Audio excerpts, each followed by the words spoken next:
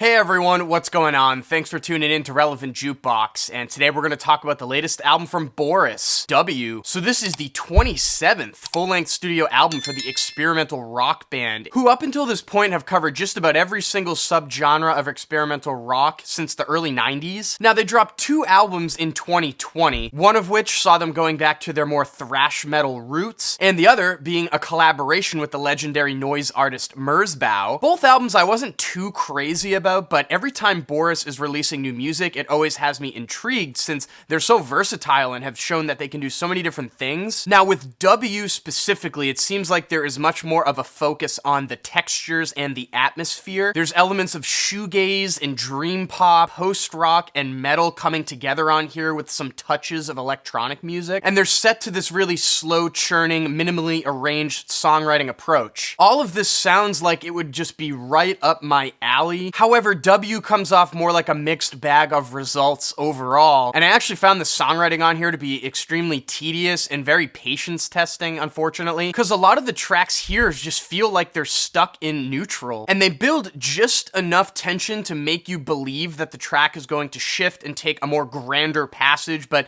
it just doesn't happen. I mean, instead, I feel like I'm just being repeatedly edged by the band. Now, they do a really good job at setting this really cold and desolate atmosphere. The guitars can range from really ethereal and drippy to like doomy and beefy, and the electronic elements are used very sparingly actually, which exiting the project was more of a disappointment and felt more like a missed opportunity. But despite me liking these textures and atmosphere that this release puts out, I mean, I just found myself not caring about these tracks overall and just losing interest in them even halfway through their progression or even sooner. Ice Lena is kind of like the perfect example of how I feel. Wonderful textures on this track, but it's a 5-minute long song that feels like an absolute eternity with no payoff. I also feel similar about the tracks Drowning in Numbers and Invitation that follow it. Then suddenly, right in the middle of this album, the track The Fallen hits. It's an instrumental that calls back to the more textbook sounding Boris stuff with those really thick, beefy walls of metal-inspired guitars. But the way that this track comes off, it just feels like an introduction to the album of sorts, which is really weird being placed right in the middle, and also just doesn't really end up